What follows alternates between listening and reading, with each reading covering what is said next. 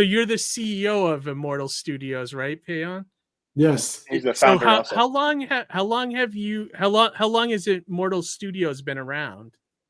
Officially, this is a pivot from a pivot. So Immortal Studios has been around, I would say, for 5 years. Okay. Previous to that, a lot of our projects existed in different silos, different movie projects, movie scripts, and of course I love your backdrop, by the way. I have a similar kind of thank you.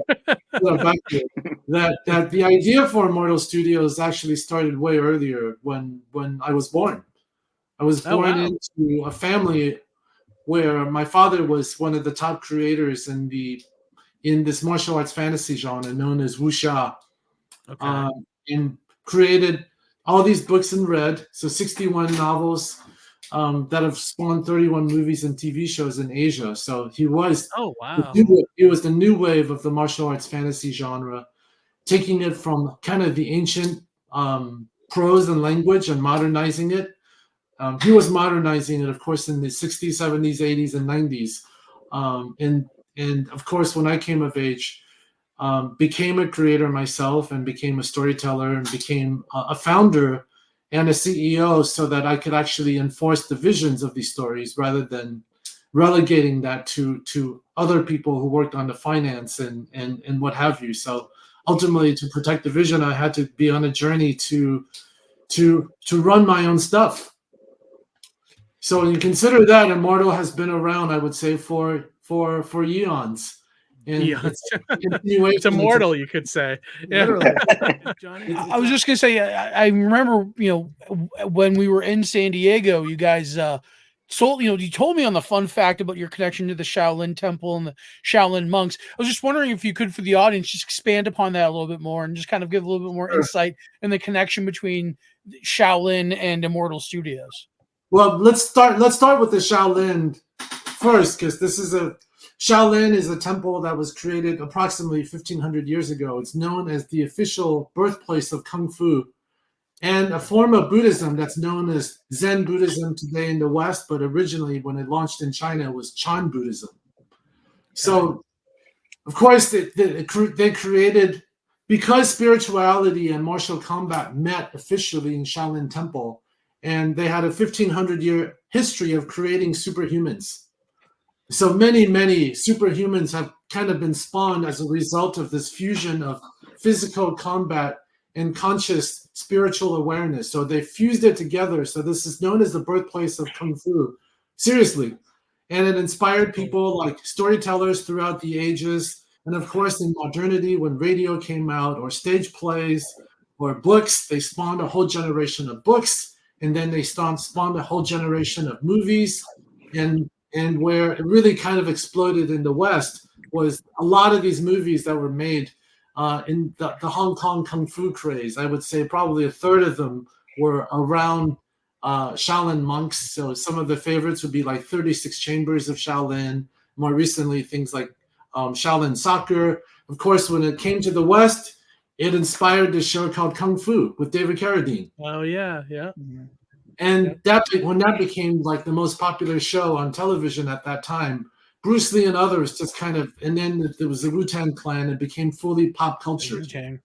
Meanwhile, Shaolin continued to exist as a place that continually fused this kind of practice. Of course, as this kind of Shaolin craze took over, it inspired things like, it is on our stage at the Shaolin at the Immortal Shaolin event, we actually pulled the veil back and really revealed authoritatively that it was Shaolin Kung Fu that inspired The Last Airbender, Avatar The Last Airbender, directly inspired by Shaolin Kung Fu, in addition to just countless other types of storytelling. And I met the Shaolin Abbot about 20 years ago when we were giving back-to-back lectures or presentations. The Chinese government invited a bunch of filmmakers. I was a movie producer at the time, fairly active both in Hollywood and China. So I was invited to give a talk. My father was invited to give a talk.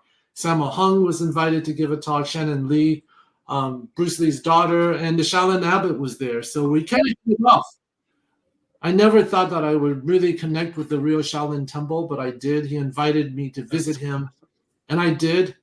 And I was kind of taken by the hand and walked into the deep, deep reality of this ancient institution. And before you know it, I was meditating with the monks and invited to a lot of these ancient rituals that take place in an unbroken way, like 49 days of meditation that lasted for about 16 hours a day, the rigors of that kind of practice. So that kind of, up until now, I was a Wing Chun Kung Fu practitioner, which is what Bruce Lee started with. So I walked into the temple and I was given kind of an understanding from this unbroken tradition. And before you know it, the abbot asked me if I would join him as an advisor.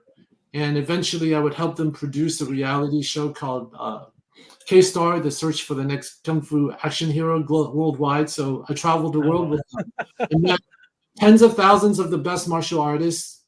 We developed some games. I was involved in the production of an updated Shaolin Kung Fu movie that have already been shot and executed and have generated hundreds of millions of dollars in returns. So, and then some really exciting things like chairing the Shaolin Summit for the first time in the West, which I did 12 years ago. So that's just kind of the Shaolin backstory. And so when it came time for me to really, really launch Immortal, to breathe life into this ancient, this timeless genre known as the martial hero genre that Shaolin is directly part of, I wanted to start that universe with a total ode to Shaolin. So when we launched our first property called The Adept, I said this has to be infused by Shaolin. So we started with a story of a young Asian American woman who started having these reappearing dreams of being taught by a Shaolin master in her dreams. And that was The Adept. That's how we launched the Immortal Storyverse. And we followed it up with another ode because we wanted to do the origin story of the Shaolin monk in the original Adept, which launched Fa Sheng. Awesome. Which so is are one you of the okay. So I continued this relationship with them, and the abbot reached out to me not too long ago and asked me and said that they were coming. He was interested in coming to the States. He hadn't been here for about 12, 13 years since the last Shaolin Summit. And he asked me if he could partner with Immortal. And he asked me if I would kind of present them in the way that I felt was warranted. I took a look at how they were really sharing their knowledge and information, how they were choreographing their martial arts, how that they were just explaining it, and how oftentimes they actually left out the deep meditation and the softer technologies and the practices that really, really brings the magic to Shaolin. So that was how Immortal Shaolin was launched.